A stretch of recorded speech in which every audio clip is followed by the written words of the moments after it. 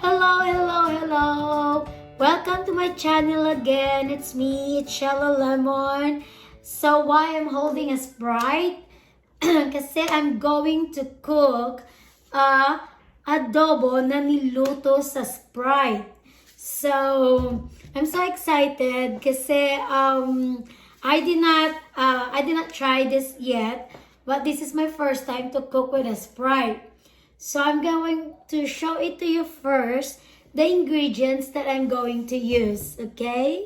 So this is the ingredient that I'm going to use. First is garlic, like 4 cloves of garlic, onions, 1/4 of soy sauce, 1/4 cups, 1/4 cups of vinegar, laurel or bay leaves, like 4 or 3 pieces, and 1 tablespoon of brown sugar, and I'm going to use pork nor cubes, and of course the pork, and 2 cups of Sprite, and I'm going to use a pepper, garlic powder, and salt to taste. So gagamit tayo ng like 1 tablespoon of coconut oil to saute our ingredients. And then isaute natin yung garlic. Ayan, pwede na natin ilagay ang pork.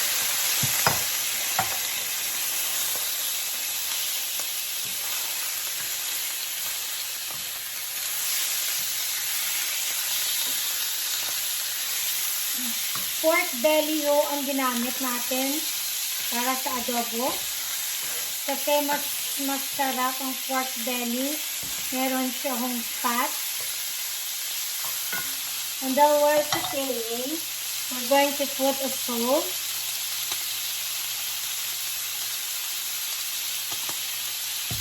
Pepper.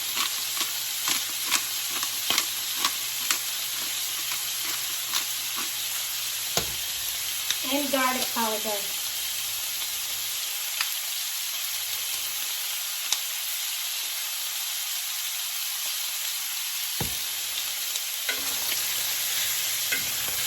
Hintayin lang ho natin mag-brown konti yung pork.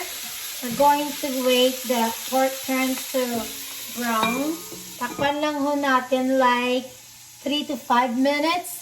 And then, ilagay ho natin yung Sprite. Ayan, after 5 minutes, ouch, ang sakit. Pwede na ho natin ilagay. We're going to put the 2 cups of Sprite. So, instead of water, pakukuluan natin siya sa Sprite. Papalambutin natin siya sa Sprite. So, you don't need to put water because mayroon na ho kayong Sprite. So, maghintay lang po tayo like 5 to 10 minutes. Ayan, after 10 minutes, eto na siya. Parang wala na siyang Sprite at saka medyo malambot na yung pork natin. So, ang gagawin lang natin, ita-transfer muna natin to kasama yung Sprite. Wait lang po. Tapos, magigisa tayo ulit. And then, igisa po natin yung onion.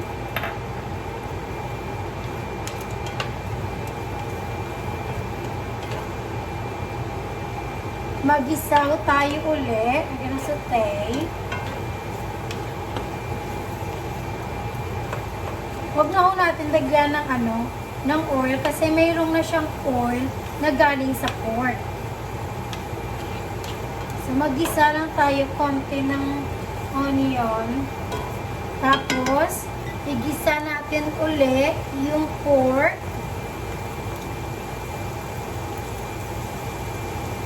Iwan muna natin yung Sprite na natira. Pero ilagay natin yan ulit. pagkatapos natin mag-gisa ng pork. Mas masarap po sa pangalawang gisa. At dito na po tayo mag-start na maglagay ng mga natirang ingredients. Sorry, ang ingay ng ven ko. So, nag-gisa tayo uli ng onion with pork. Tapos, iset aside muna natin yung natirang Sprite na pinakuluan natin sa baboy. And after that, ito na yung pangalawang gisa. Maglagay na tayo ng the rest of the ingredients. Soy sauce. Soy sauce. Sugar.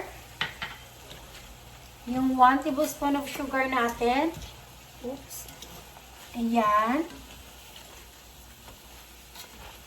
Huwag na ho natin lagyan ng salt ulit. So, ganyan na lang siya kasi may soy sauce na siya. And then we're going to put the vinegar.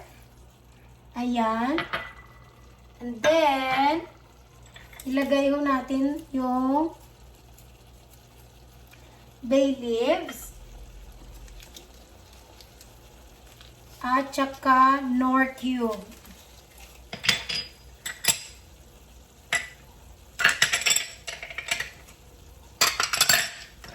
Ayan.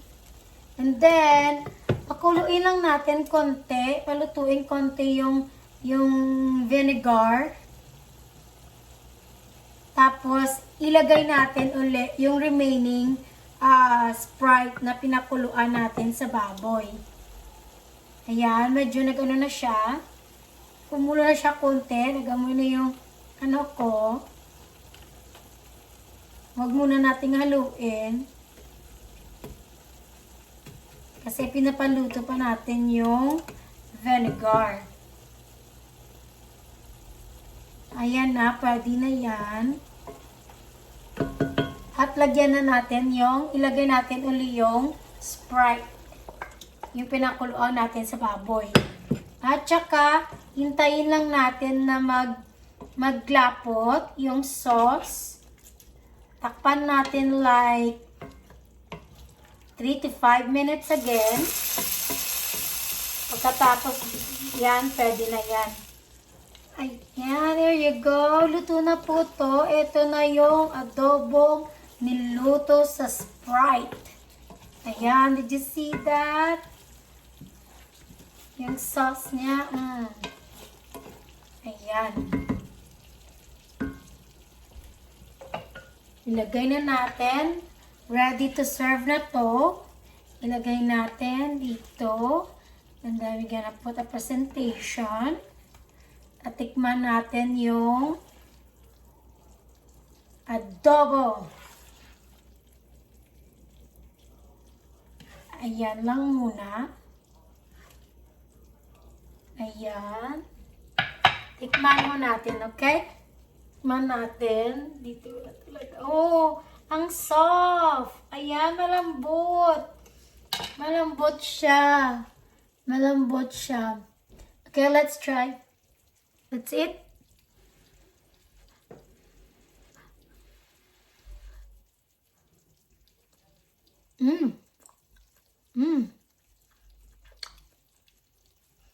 Ang lambot. Sarap. Ayan, tapos na po tayo. Luto na po eto na po yung pork adobo ko na niluto sa Sprite. Malambot ho siya at talagang masarap po. Try nyo ho magluto ng adobo na niluto sa Sprite. Talagang mabilis ho ang paglambot ng pork. 10 minutes lang ho, lalambot na ho yung pork nyo. At saka, if you like my cooking video, if you like the way I cook pork adobo na niluto sa Sprite, please like and subscribe to my channel. And salamat po pala sa nag-subscribe. Parami na po ng parami. at saka nanood ng cooking videos ko sa channel ko at saka sa mga comments. I love it. Thank you so much po. And please keep watching my cooking video to my channel. And if you like, please like and subscribe. Thank you po. Have a good day. I love you all. Bye!